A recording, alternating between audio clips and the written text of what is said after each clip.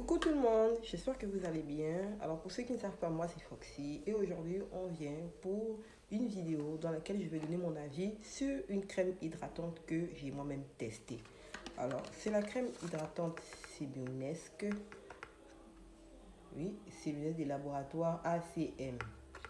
Alors, comment cette crème hydratante se présente? Elle se présente comme ça.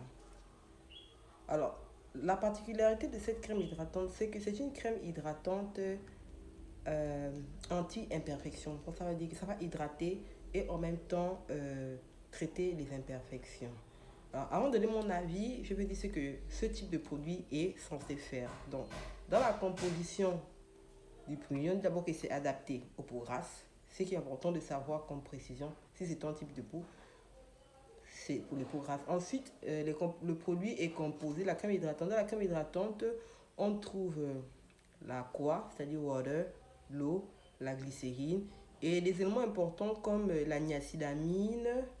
On trouve aussi la niacinamide, on trouve l'acide salicylique, on trouve aussi le zinc, le glycolique, l'acide glycolique. Bien, on trouve quand même. C'est une crème hydratante avec beaucoup d'éléments quand même. Alors c'est censé traiter les imperfections et en même temps hydrater. Il se trouve que moi, j'ai testé la crème hydratante. Je vais donner mon avis dessus. Alors la première fois que j'ai testé euh, cette crème, je la regarde comme ça.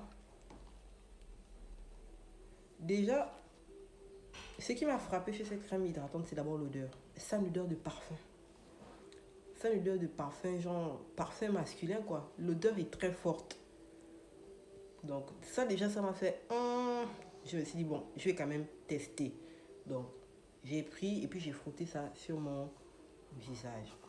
Et puis en frottant sur mon visage, je me suis rendu compte que ça ne donnait pas à mon visage vraiment un aspect dewy, un aspect glowy, hydratant, tu vois. Parce que quand tu frottes une crème hydratante, c'est-à-dire quand tu frottes sur ton visage une crème hydratante, c'est-à-dire que la crème hydratante, ta peau va avoir un aspect mouillé, style dewy ou bien glowy. Vraiment, on va sentir que c'est comme si la peau est mouillée. Or, en utilisant cette crème hydratante, c'est pas ce que j'ai senti. J'ai pas vraiment senti l'aspect hydratant. Moi, j'ai pas senti ça du tout. Et deuxième chose que j'ai senti quand je frottais ça que ça faisait comme une sorte de brûlure. Je sentais comme ça me picotait au niveau des boutons, genre ça me picote. Et je me suis dit, mais en fait, what's happened? Qu'est-ce que c'est? Et je me suis rendu compte que, en fait, moi, j'ai une peau grasse et sensible en même temps. D'ailleurs, la plupart des peaux grasses sont des peaux sensibles. C'est-à-dire que la peau grasse, plus elle est agressée, plus elle va sécréter du sérum pour se défendre et se protéger. Donc, généralement, quand on a une peau grasse et sensible, on ne doit pas utiliser une crème hydratante qui a beaucoup d'éléments comme ça. Comme en même temps dedans, il y a la niacinamide, en même temps dedans, il y a l'acide salicylique, en même temps dedans, il y a le zinc. C'est tout un combiné, c'est trop pour les peaux sensibles. Donc, quand une personne a une peau sensible, elle doit utiliser une crème hydratante qui a une composition assez simple. Ça, c'est trop. Donc, c'est bien si tu as une peau normale, tu peux l'utiliser. Si tu as une peau sèche, non.